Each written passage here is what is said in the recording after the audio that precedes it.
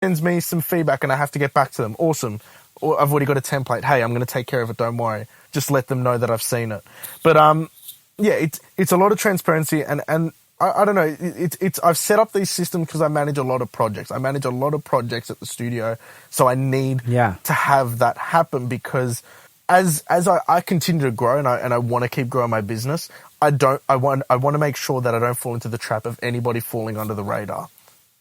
You know, when I was a smaller sort of thing, when I first set up shop, any issue, anything that was sort of going astray or a particular lead that I wasn't able to follow up, I could pick up like that. But now every morning I wake up, I have 1 hour to do all my emails and messages and I have 50 tabs open. Every morning, just new messages fucking blasted on my screen. I got to get through them. So it's really easy for things to fall through the cracks. So having systems that I regularly practice, make sure that I can keep my hands on all the pots, make sure everybody knows that they're taken care of and I can do my best to take care of them. Yeah, so tell me a bit about your organization. I actually was planning on asking you this because like mastering engineers are notorious for just having a ton of clients and just like ton of work. So like what's your approach to staying organized and managing all the sessions that come in? So I have blocks set out in my days. So I have 6 singles I can get done in any particular day. They're all blocked out. And then in terms of managing, everything's on Dropbox.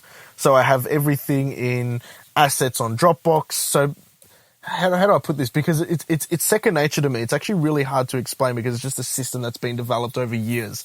The simplest way to do it is once a booking's a booking, that invoice number follows everything.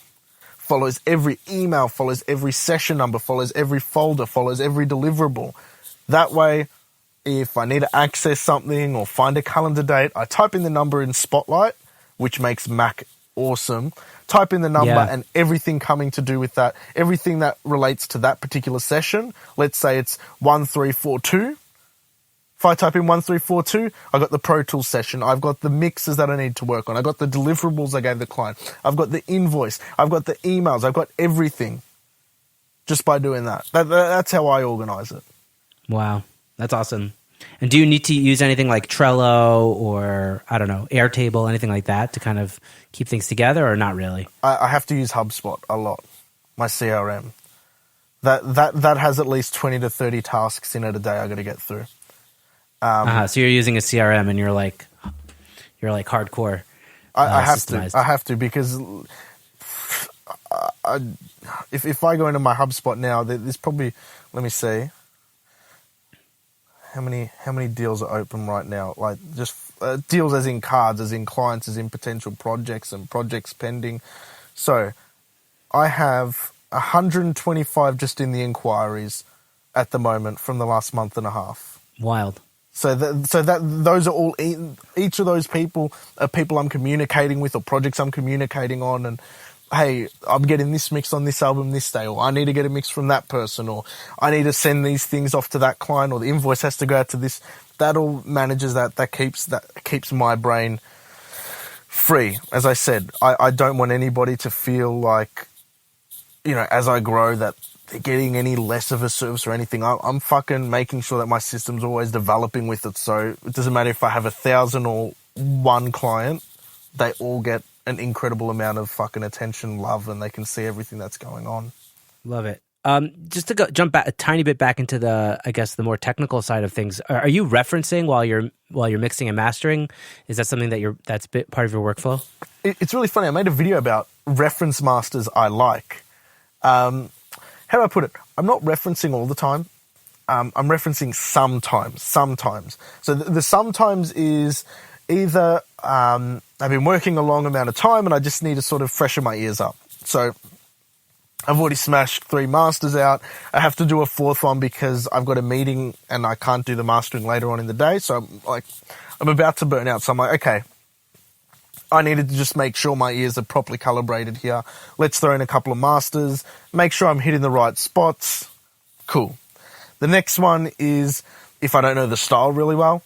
So it's like, okay, this is, traditional Mozambique record, like we're going really far. And I've done records like that, where the instrumentalists are really particular about the articulation and the particular tone the instruments give off, like really particular. So, okay, let's get some references in there that I know really well of that genre. There might only be one when it comes to Mozambique records, but at least I can pull something in, give myself sort of a pivot point to work off, and that way I know I'm not trying to copy it, but I just want to make sure that I don't, go so far left of the field it resembles nothing of what the genre can typically anticipate.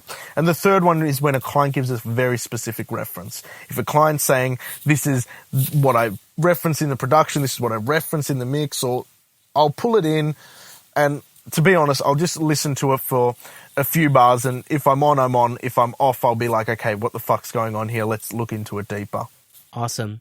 Is your room, like, who treated your room? How did you get it to sound good enough for like mastering? This is me who did all this. Stupidly. I was really stubborn because I was in uni and freelancing. I didn't have a big budget, even though I ended up fucking spending a shitload. But it was basically like, this is the idea. It's like I have access while I'm at uni to all the architectural and all the acoustic books and papers and everything, because you got access to their whole library.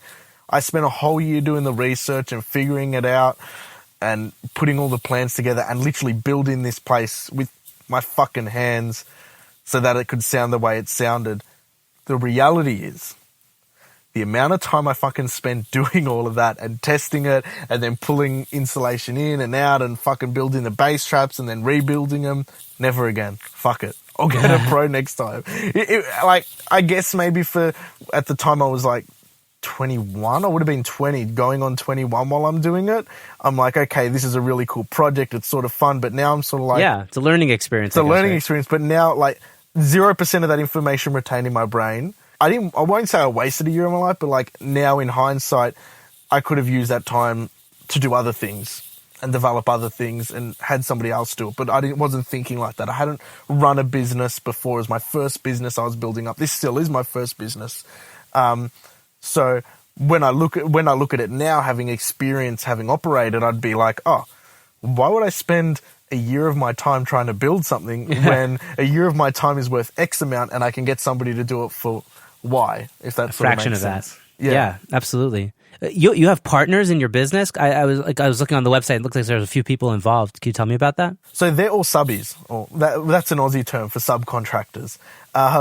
So what it is people come to me with projects. Okay, they've got something they want to put together, whether it's a mix or a production or whatever it is.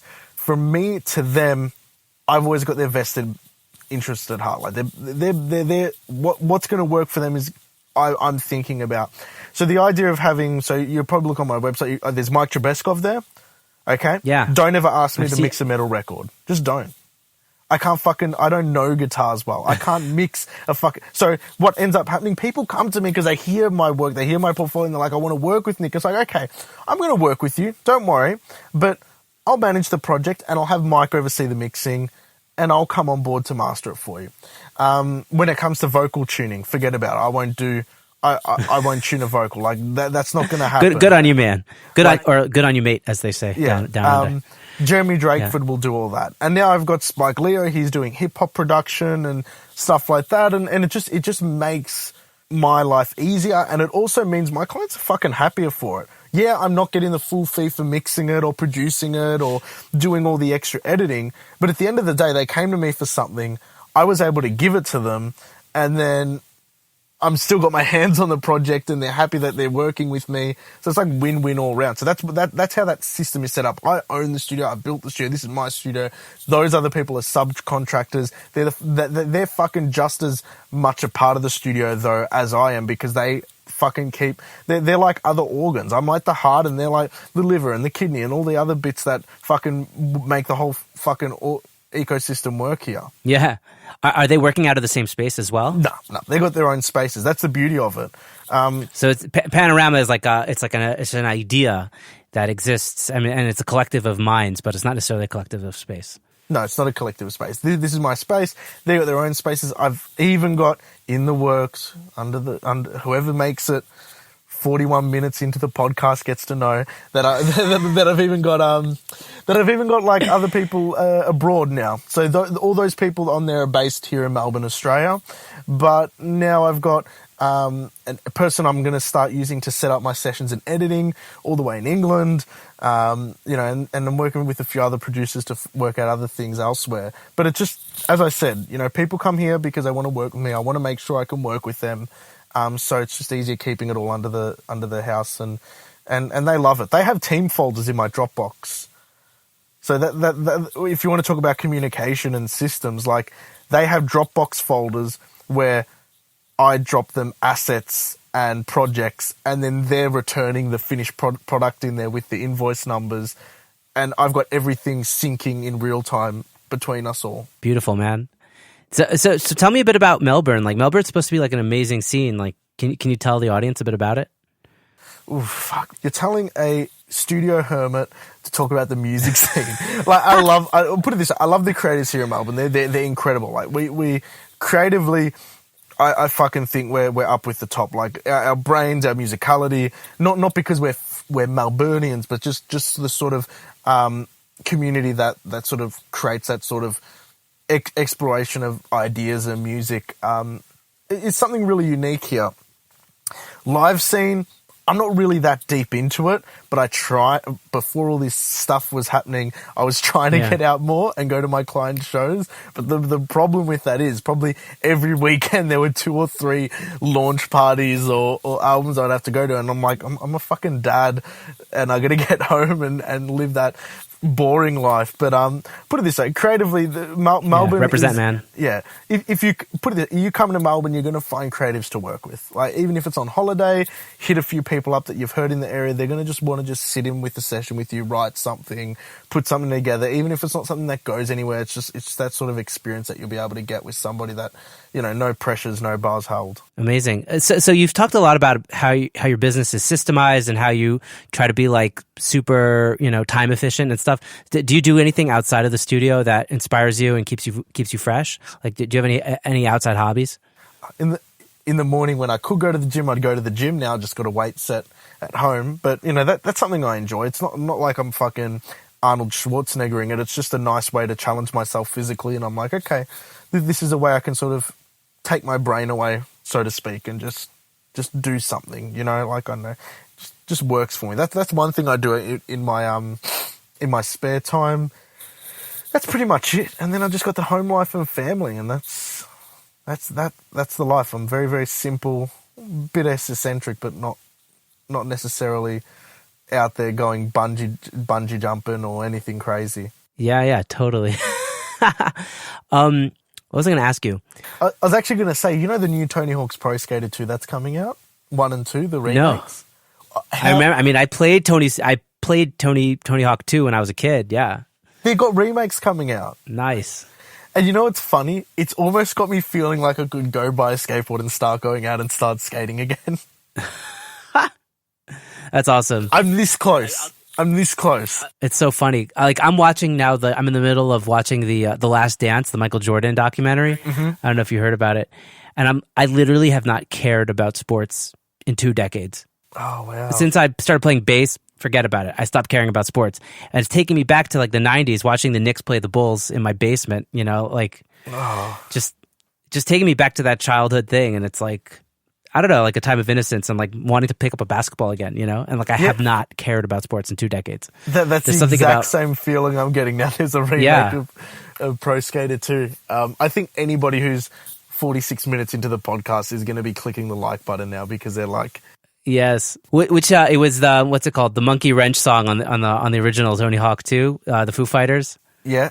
Before I knew who the Foo Fighters were. Oh man, right? Yeah. You remember that? I can't remember. Wait, start again. Sing it. You don't wanna think your monkey wrench. Oh, yep.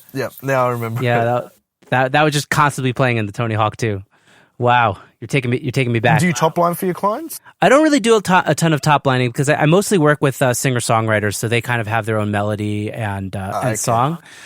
But I could top line. It's funny. I recently made a new theme song for this podcast, and I just like, okay, I need like a melody or a hook or something. So I just started singing something on top of it. Yeah. And I was like, oh, that's a good melody. Instead, because I was like noodling on the guitar, and it wasn't coming out like anything interesting. So I just sang something, and then that was the melody. There you are. It's like, oh, done. That's a new there service to add to your repertoire. Yeah, and you can maybe just take the clip from this podcast of you singing Monkey Wrench and then drop it into your folio. Done. So this is how